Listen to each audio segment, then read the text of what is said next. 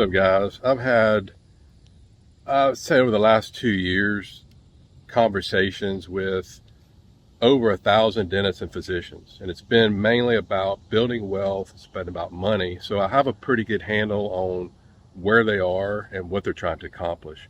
And I've been hearing the same lame excuses time and time again, the same thing. And I decided, you know what? I'm going to go off on a little bit of rant today. So it's going to be a little bit different.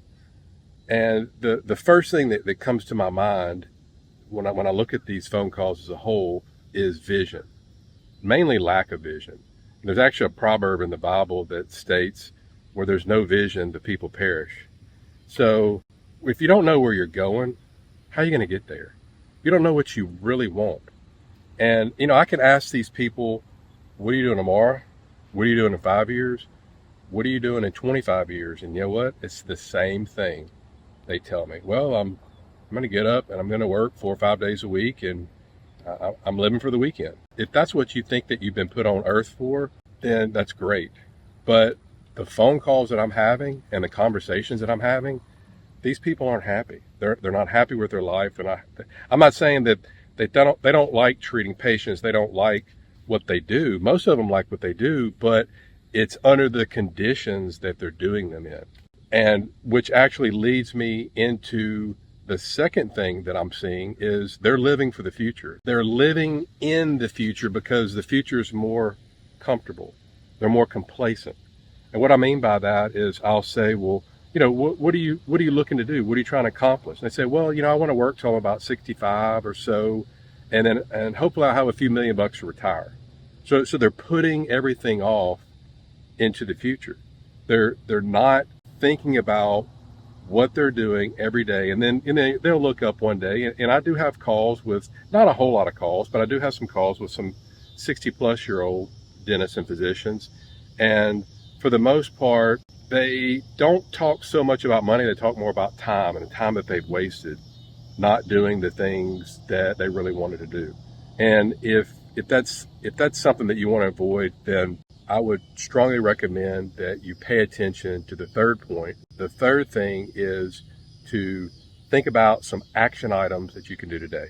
And until you get that vision, until you want to know where you want to go, not just in money, not just in wealth, I'm talking about in health, if you want to look better, if you want to get in shape, if you want to have a better diet, if you want to have a better spiritual life, family life, whatever. You've got to have some things that are these steps and break them down where you want to go. So I want to leave you with this conversation that I had with an Ohio dentist a couple of weeks ago, because maybe one out of about every 200 calls, it goes something like this. He was in his early 40s. He had 3 or 4 kids. He was already starting to have back and neck pain, and he already knew, he's like, Jeff, there's no way I can work. I can treat patients, even though I love treating patients. I love my patients. I used to work with my dad. My dad's retired, but there's no way that I can work for another 10 years. I mean, he knew it. So he already had the vision. He knew where he wanted to go. In 7 years or less, he wanted to be able to do something else.